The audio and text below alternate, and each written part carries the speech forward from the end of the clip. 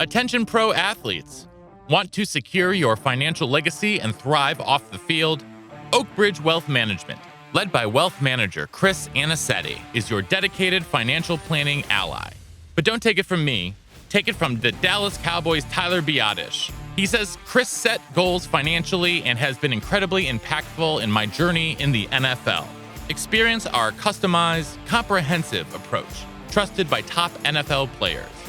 Don't leave your financial success to chance. Connect with Chris on Instagram at OakbridgeWM_Anicetti. That's OakbridgeWM_ANICETE, and let Oakbridge Wealth Management guide you across the goal line. First sheet again, big opening, pass 5, pass 10, Perko to man, and he goes all the way to the 15-yard line. 17 yards of the terror. Welcome back to Believe in Badgers on the Believe Network, presented by BetOnline.ag and Oakbridge Wealth Management. Once again, I'm Matt Perkins, joined, as always, in the new year by Badger legend, the Hebrew Hammer himself, Matt Bernstein. Bernie, Happy New Year, buddy. Happy New Year. Hey, listen, I'm not going to lie. I am riding high on the Badgers right now. I know we lost. Everyone knows. But I'm pumped. I wore a different T-shirt that I got out from the bottom of the drawer. It's an Adidas. I know we're not that. But, dude, for some reason, it was good luck. And we looked good. We could talk about it. But I'm just pumped for what I'm seeing and what I think, the next couple seasons might be. I think that there is a whole lot of promise and a whole lot of good stuff to get into here in just a minute on a bowl edition of Monday Morning Fullback, coming to you on a Tuesday. Before we get into it, want to remind you folks listening across the globe, across the universe, that we are presented by BetOnline.ag, where they continue to be your number one source for all of your online sports wagering needs. You name it, they've got it over there at BetOnline. It's a new year. Still head on over to the same old website, BetOnline.ag, and sign up. Register to get a 50% welcome bonus on your first deposit with our promo code BELIEVE. That's BLEAV. Bet online, where the game starts. If you've been listening to us for any amount of time, you know what we're about to do here. It's Monday morning fullback time. We are going to get into everything that we just saw transpire in the Badgers game, their bowl game from this weekend, the Reliaquest Bowl. I had to keep working to not keep calling it the Outback Bowl. It doesn't matter. It's in the same stadium. It's down there in Tampa, Jake Chaney's hometown. Shout out to Jake Chaney. He had a nice game at the middle linebacker position. We do the good, the bad, and the ugly here. Bern, honestly, though, mostly good, even with a loss, mostly good. You alluded to it. I'll let you kick it off, Bernie. What makes you you said kickoff. With the first kickoff should have went out of bounds. Oh, yes. Oh, God, that was, I almost what lost does it it do? We caught it out of bounds at the 13. What a monumental mistake. But I think, so let's start. Should we start with the bad or the good? The bad is short. Yeah, the bad. Okay, the bad and the ugly. Yeah, you can go a little bit. I've got one bad. Okay. I've got one serious. I don't have bad. some tremendous ugly. I mean, to me, I don't have tremendous uglies. I think some of our old habits. First off, I think we corrected a lot of old habits. We looked much better in a lot of areas. Special teams need some help still. I mean, it wasn't fantastic. Didn't we have like a 13-yard punt? Yeah, it was really. Yeah, bad. That was pretty bad. There was one really bad punt. 17 yards. That's what I think it was. Yeah. Yeah, I mean, there were some. So special teams to me is still not fantastic, and we still had some penalties that really hurt us. We had a holding penalty on Anthony's catch that was like a 54-yarder. Those are back-breaking things that happen. But all in all, like, penalties didn't kill us, and I think the O-line play up until the very end was pretty solid. Yeah. I think they were. I didn't love the final drive's play calling. But I didn't hate it as much as I hated Alabama's last play, so that doesn't matter. They literally lost the game on a pathetic that was horrible. Okay, so those are my uglies. They're not so bad. I have one significant bad, and that is the complete and utter lack of a pass rush. It's not just that the Badgers had 0 sacks. They had 0 sacks. That's correct. I don't even know if they had like more than 2 or 3 pressures at all on 45 passing attempts from Garrett Nussmeier. And that, to me, is the concern. I mean, there was, just 0 pass rush whatsoever. It didn't matter who they were putting out there. They had a whole bunch of guys out there. There was an Aaron Witt sighting. We haven't seen Aaron Witt in a couple of years. He's finally back somewhat healthy. Hopefully he can contribute bigger time next season. But, our outside linebackers and defensive linemen generated just a complete and utter lack of a pass rush. And so that to me is the biggest bad and the biggest concern that will need to be addressed going forward. Now we know they brought in two pretty big time outside linebackers from the portal, and Leon Lowry and John Pius. Still, that is to me the biggest glaring issue that this team has at the moment. Well, when you look at pass protection, LSU did a good job of pass protection. And so did we. We had our backs in there. The backs were picking guys up. We had time to pass. That's when you see, like, I don't say NFL caliber, but like they pick up the pass rush. That's what it looks like. Yes, we need dudes to win one-on-one, and they did not do that. I mean, to have 0 sacks in a game is pretty brutal. I thought we made, what's his name? Nussmeier. We made him uncomfortable a lot, and he was rolling out and getting out of the pocket. I think we did. I don't agree with that. I don't. I need to look at some advanced stats from PFF on that one, but I do. I mean, the fact that the Badgers had 0 sacks, LSU had 5 sacks. That's, if it's 8 yards per sack on average, that's 40 yards of difference in a game that was, decided effectively by one score, where that, what was it? Yes, there were, the sacks, especially there on that last drive. Yeah, those were tough. Well, the last drive to me I didn't like any of the play calling on the last drive. I don't think any of us did. Right. I don't think any of us did. And I would say a majority of those sacks happened in the second half. Okay. Enough of the bad. Let's get to the good, Bernie, because there was a whole lot of good. There was a whole lot of good. The offense looked amazing. This was the offense we expected the entire year. I mean, they came out. The game plan was clear. We are no Braylon, no Ches. We're just going to sling it around and see what happens. Will Pauling, Bryson Green looking awesome at receiver. Will Pauling catching everything that comes near him. Bryson Green with a couple big catches. That touchdown catch that Bryson Green had, holy moly! He darn near mossed the defensive back that he was catching against. I mean, there were some impressive plays in the pass game, and that's what I expected this offense to look like from day one. And now it's game day 13 for this season. They finally were really throwing it around and seeing what they can do. And Bernie, I have my theories onto why this happened now, but I'm curious why you think they finally really started to look like this. Well, I'm so interested to hear your theories. So I have some theories of my own. First off, let me go with my guy, Jackson Aker. Looked awesome. Yep. He looked like he lost 10 pounds and he looks like a tailback now. He just looked really good. He made some great reads. Even when I slowed it down and I forced my wife to watch, he really did a good job, and I was impressed. So here's what I'll say. Jackson Aker was a backup guy pretty much his entire career. When dudes are leaving, right? For me, Chad Coons was a senior. He graduated, and he moved on. When you know that these guys are gone and you're pretty much potentially the next dude in there, things happen. Like you gotta light a fire up under your tushy and get going. And I think for Jackson, for Yakimelli, and for a lot of the wide receivers, dude, DK was not there. So Braylon's not there. So hey, it's next up. Are you going to do it or you're not going to do it? And I think these guys got that fight in them to say, well, I'm going to be that guy. But I think dudes leaving makes them more competitive. It makes them think like, I'm not the second guy. I can be the first guy. I'm going to work hard to be that guy. And I think the ball practices helped a lot. And I was just excited to see a lot of new faces out there on the field. I also think, the coaching staff had a lot of time to say, like, listen, we didn't win with the dudes that were here, and we're just going to put in guys that we think are going to help us next year. And I think we saw a bunch of new names, bunch of names that haven't played a bunch, and it was exciting. And also, what Tanner looked fantastic to me. Tanner looked great. And when you talk about guys that, contributors in this game who are not going to be here next year, it was really just Tanner and Muma. and that's it. Like everyone else from this team that we and Fernie played the whole game at right guard. So really 3 guys. And to me, this offense clicked because of Jake Renfro. I was about to say that. That dude played awesome. Dude, Bernie, what has been my biggest complaint about the offense all season? The snaps and the snaps were crisp. I'll tell you what, that dude made everyone better. How good were those snaps?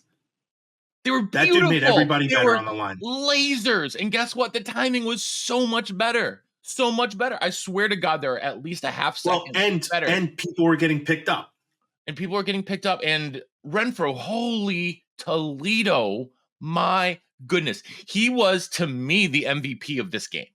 Like, because, yes, okay, they gave up 5 sacks, but he allowed them to get in a rhythm offensively just from the jump, and you saw what a difference it made. So Jake Renfro, to me, he's my MVP from this game. He was freaking awesome. I love to see it. You guys know that I could talk about offensive line all day, but like that, to me, that was such a difference, such a difference. And between him, before he went out, Nelson actually was playing really, really well. He wasn't penalized. Now, I don't know the extent of the injury that he had, but still, he was playing really well. Even when Rucci came in, now Rucci did give up a sack on that final drive, but, I'm not necessarily attributing that to him because I think there were some issues with a little bit of play calling there on that final drive.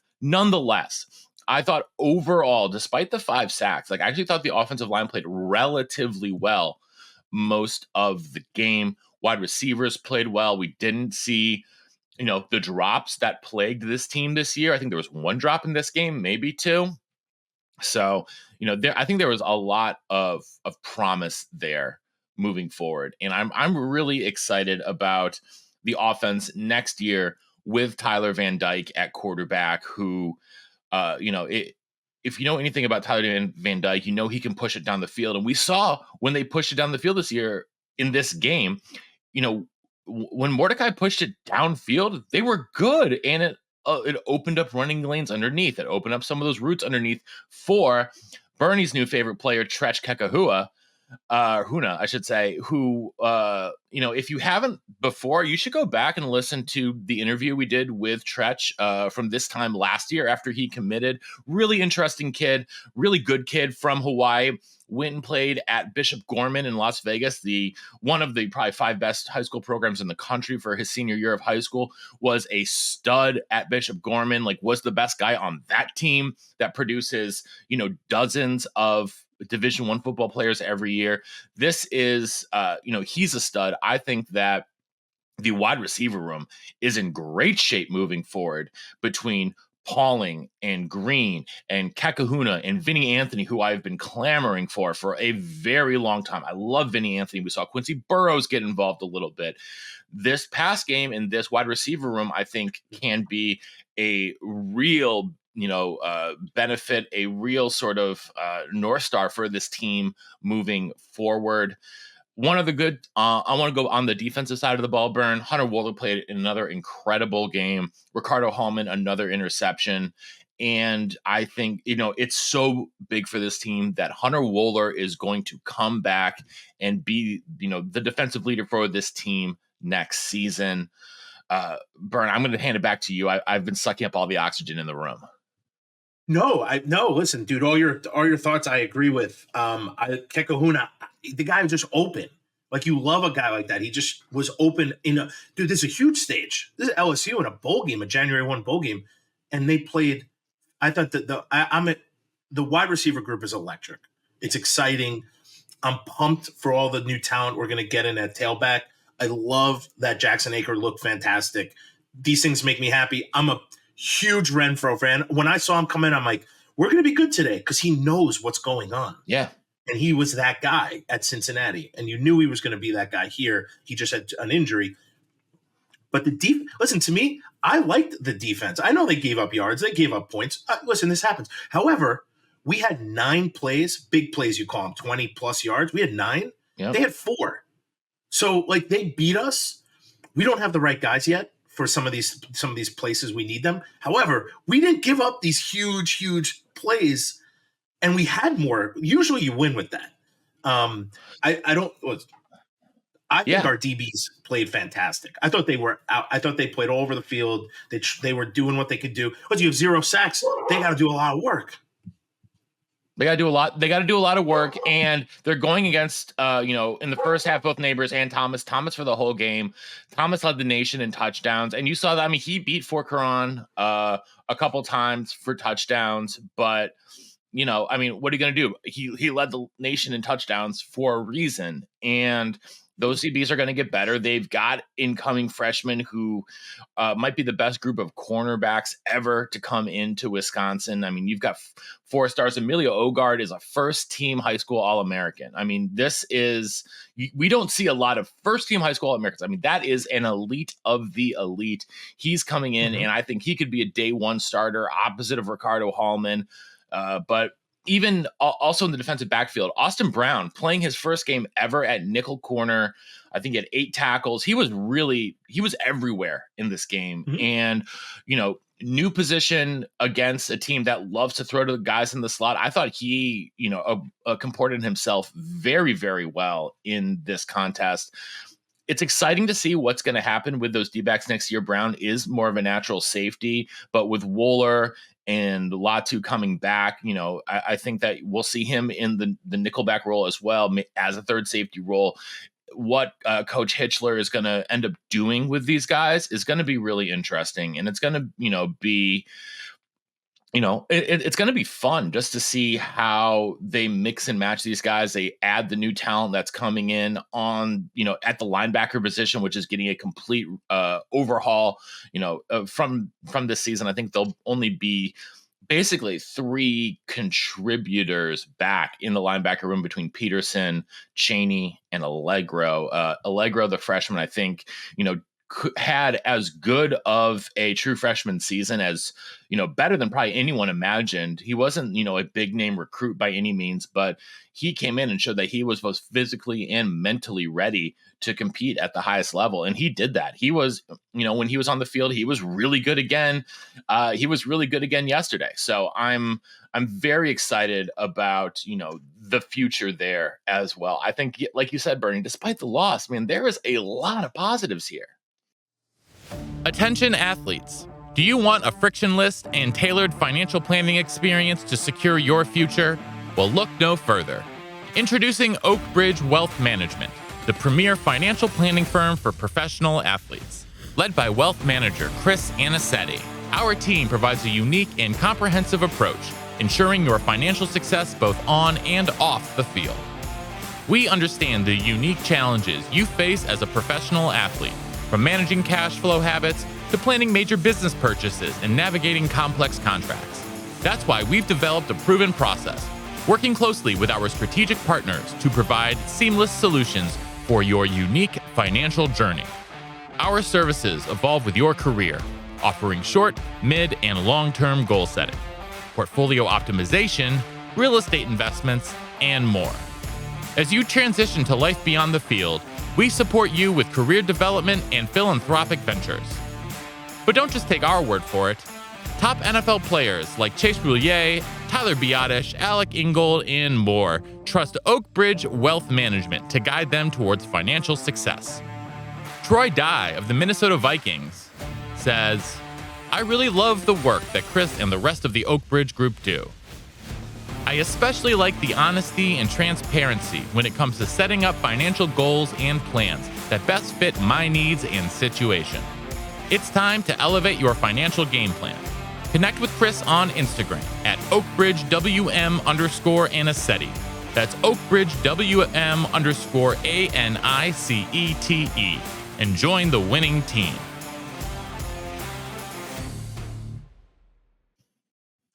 I'll tell you, so another positive for me is the vision, right? Like we had this hype that was through the roof, and honestly, yeah, we built this team up this year to be a national championship team, and we just weren't that caliber yet. But the vision of the coaches, dude, how many people woke up on January 1st, not me, the first time, long time, hungover and saying, we're going to get our butts kicked. And literally that didn't happen against number 13 LSU, who's one of the best offenses in the nation, plays in the SEC, yada, yada, yada, yada. And literally we played one of, I think, our best game of football, not all around because special teams, but our best game of football. We had a chance to win at the end. And I think the coaches put different dudes in positions to win. I think the play calling was better up until the very end on offense. I think we tried to do maybe a couple things that we just weren't prepared to do at the very end, but we've also not been in that position all year. So I think the vision of the coaches, where we're going, who we're going to go with, some of the players that stepped up in a bowl game against a team that plays in the SEC, possibly a better team than us. Talent-wise, that is okay. So first of all, if you haven't seen it, our guy Clint Cosgrove did a video yesterday live from Minocqua. He's out ice fishing, breaking down the game, and it's the most quintessentially piece of Wisconsin content that I have ever seen in my life. I retweeted it over there. Go check it out on Twitter. It's over on YouTube. It's part of I think John put it up on the Badger Blitz site. Go check that out. But Clint, we know Clint has as good a scouting eye as anyone in the nation. And I mean, listen to Clint. LSU has so much more talent, especially at the skill positions, than Wisconsin does. Because you just go look at the recruiting rankings over the last 5 years. You look at, all sorts of stuff. How many of those guys are going to get drafted versus how many guys on this Wisconsin team are going to get drafted? I mean, it's apples and oranges almost. And yet, Wisconsin hung in. I thought that, one of the things that Coach Fick talked about all week was the GSF, the give a bleep factor. And I thought you saw dudes out there who had that GSF, who had that give a bleep factor. A couple other guys I want to note. First of all, Kurt Neal, freshman defensive tackle. He looked great. He blew up that 4th and 1 run where he pushed. I think it was either a guard or a center. Push him back 3 yards directly into the running back to make the running back, to basically tackle the running back with the center. That's as good of a play from a nose guard as you're going to see. Like, that was beautiful. That was a work of art. He was working all game. And Kamoy Latu, he has been up and down this year between penalties. We've seen him get burnt a couple times, on passes. I thought he probably played his most complete game of the year. He was really locked in. He dislodged the ball from a couple guys on in pass defense, and he still brought the wood. He brings the wood as between him and Wooler. I don't know if you've got a more hard hitting safety duo anywhere in the nation. So I think all of this bodes well for the team going forward. Bernie, any final words here on this game before we, take just a couple minutes and talk about the offseason? No, I just think, to me, it's a lot of positives, not many negatives, a lot more positives, a lot to work with, a lot to go out and say, hey, listen, we competed our first year with LSU with dudes that we didn't even recruit. Like, to me, it's a lot of positive feels when you come back, January, 24th and start working out again. Yep. That I think we're going to ride high from this, and I think we should. And I think some of the younger guys who played, you get those bowl practices and you saw guys compete. And I think it's only a stepping point, right? Like, at the end of the season, we were all a little down. I'm much more positive. I think the coach's vision, I think the players that played, and the factor of caring more was important. And I think you saw guys come together finally after all this time to do it. Now, again, I guess we'll get into this, but to me, you got transfer portal dudes. You had the quarterback from Miami, I forgot his name now, was there on site. Van Dyke. So you got a lot of things happening. And it's a short period of time. Like we said last year, I thought it was a long period of time to get everyone, on the same page. But now things got to be escalated in the offseason because it's not good enough anymore to go 7-5 or 8-4, 9-3, whatever that is. It's not good enough. And we watched Michigan last night beat Alabama and play a pretty good game. And we need to be, if we want to be that elite, it's going to take time. Let's not jump. I'm not jumping in like it's next year, like I did last year, because I didn't manage my expectations. Like we all did. We all did, and I think we should manage. However, hard. I drink all the Kool-Aid. I didn't stop drinking all the Kool-Aid for like 6 months. But I do think that what I saw from the bowl game and what I see the moves they're making and the guys they're signing, these are all positive, very positive steps to becoming a much better football team to where I think we compete with everyone next year. Yeah. Yep. I talk about the offseason, Matt Perkins. Let's talk about the offseason, Matt Bernstein. The Badgers have hit the portal pretty hard. You've got players coming in left and right. They since we last talked, Bernie, it's since it was pre-Christmas since we had a show. They've landed a couple more guys at the linebacker position, Sebastian Cheeks, and as well as the kid from Northern Iowa whose name is escaping me right now. I'm sure someone will drop it in the comments here in the video. On top of Lowry and Pius, like I mentioned, they're going to be bringing in Terrell Henry, who is a wide receiver from Michigan State, on top of Tyler Van Dyke, who we've talked about. And the latest one is Tawi Walker, the tailback from Oklahoma, who my Oklahoma friends tell me might have been the best tailback on that roster last year, just didn't get utilized very well. I think he is going to be someone who fits more what Phil Longo wants to do. He is a bowling ball type. He and Gideon Atuka, the incoming freshman running back, have the similar short, stocky build that is, bowling ball-esque. I think you're going to see Walker and Atuka both be a little Monty Ball-ish in the way that they run. I think, to me, that's probably the best comp that you can find from the history of Wisconsin football. And I'm bullish, man. I'm bullish on the direction of the program. Am I drinking too much Kool-Aid? Possibly. But again, like I'm guilty of that. I'd rather be excited than be down about it. So I'm going to choose to be positive about this. And I'm excited about everything that's happening. I'm excited about the offense. I do worry about the pass rush. And if they're going to take that next step, they have to be able to pressure the quarterback more, because 7 total pressures in 45 dropbacks isn't going to cut it. It's not going to cut it. It's not going to cut it. They need to be a lot better. Right. So I think when you look at it, at least in today's game, bringing in 3 or 4 running backs and 5 linebackers and all these things, it's not like everyone always said like you're recruiting on top of people. I think now it's important because there's so many injuries. Yes. So many, like there's just so many. I'm trying to think back, but guys are getting hurt. I think the speed of the game is different. I think guys are getting hurt. I think they're too fast probably for their cleats, for their knees, for their, the turf they're playing on.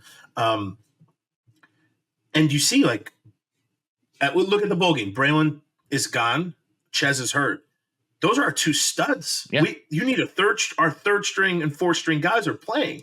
So I don't want people to be like, oh man, you're recruiting so many dudes. What's wrong? I think the coaching staff is like, hey, we're always going to have injuries or people being hurt. I hate to say this, but in these specific places, and definitely running back is one of them. Yes. And definitely D-line and I would maybe not D-line, but definitely linebackers. The guys who are playing extremely flash, making hard cuts and going side to side, those dudes get hurt a lot more than I would say other people on the field. You got to have a good backup quarterback, as we saw this year. If you don't, we're in trouble. So I think, bringing guys in off of the portal and recruiting guys at the same time is so important. And if it's a case for us, that running back room is so important to us. You got to bring in as much talent as possible to stack the room.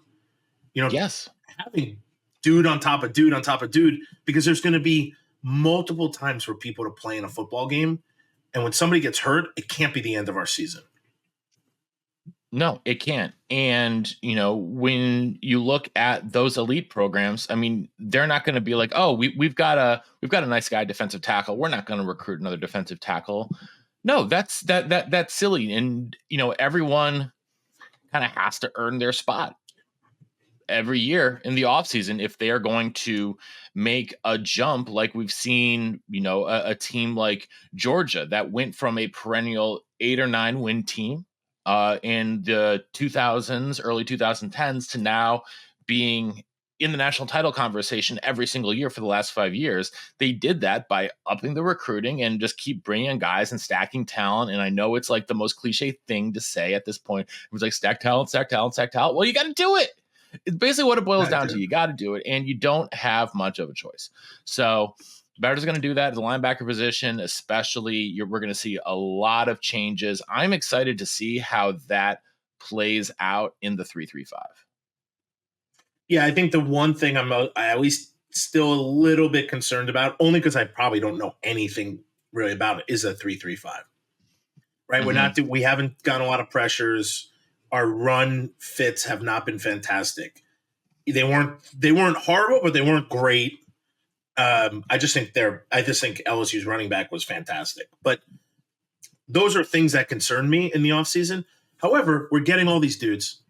We're going to try to lock it up. And maybe, Tressel came in and was like, well, I know these guys have been playing for 5 years, but they didn't fit exactly what they were doing. And then you saw a lot of new faces. So I think we're going to. That's my concern is the front seven on the defense, or front six. Sorry, if I had to say any group is my biggest concern, I would say it's that. That's fair. I would agree with that. And also, just how does Tyler Van Dyke look? How fast can he and Phil Longo get on the same page and use those wide receivers to the best of their abilities? Because if they are able to, this offense has potential to score a whole crap ton of points. And, if you, just talking about talent they're bringing in, Rivals, our friends over at Rivals do a comprehensive list. So they add together both the recruiting class and the transfer class to, create a composite ranking, or they call it a comprehensive team ranking, because 247, I think, has the patent or the trademark on composite. Well, they've got Wisconsin as the number 16 team in terms of adding talent in the country this year. That is way higher than we're used to, way higher, positioned, right behind USC and ahead of teams like Missouri, who is on an absolute bender right now. Clemson, Penn State, Florida, Texas A&M. I mean, you're hunting with the big boys now. And, if they're going to compete with, let's face it, the reigning national champion next year will be a Big Ten team, whether it's Michigan or Washington. Those are both Big Ten teams now. So, they got to compete with the best of the best every year. They got to compete with, Ohio State. They got to compete with your USCs and Oregons and things like that. So they're going to have to keep adding talent, bringing more talent in. And, it's the way of the world in college football. And, I think that there is a lot of room for growth, but I think that there is also a lot of promise there as well. So, Bern, I'll get you out of here on some final thoughts. Final thoughts? I'm just positive, man. I'm happy.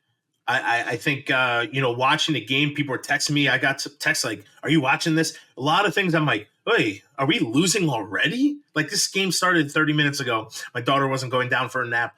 And as I'm watching it, I'm like, who is this team? Why are they scoring points? We have balls down the field. We're running for touchdowns. I'm like, man, we're intercepting the ball. We're stopping people on defense. We're doing these things. I was shocked. And then I was like, this is exactly the team I expected. And there were a lot of new names who I was like, who's that guy? Is that Renfro out there? He looks good. So for me, all those things make me very happy. They make me positive. I'm not getting on the 12-0 ship yet, although I usually am. I'm saying is, from what I saw from the team from the last game to the bowl game, even though we lost, it's like we took 10 steps forward. And I am thrilled with what we're doing, bringing in the guys we're bringing in.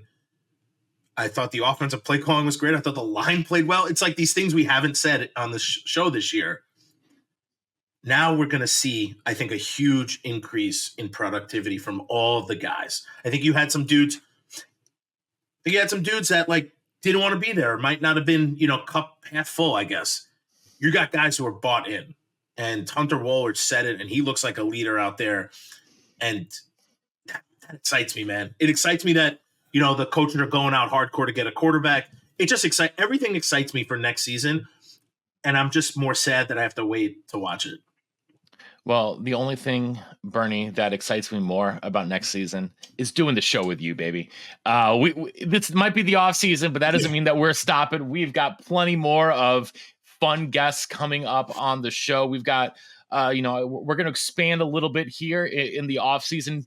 Try out a couple other sports. I think we're going to get some of the women from the volleyball team. We're going to be expanding out into some of the hockey teams as well. So we've got all sorts of big stuff planned here in 2024 on Believe in Badgers. So don't go anywhere. Make sure you are subscribing on YouTube, on your podcast player of choice or players of choice. The more places you download, the better we do. And we appreciate everyone liking, rating, reviewing. Give us 5 stars. If you only give us 4 stars, I'm inclined to believe that you are a hater. Shout out to Bomani Jones for that line. So until next time, this has been Believe in Badgers on the Believe Network, presented by betonline.ag and Oak Bridge Wealth Management.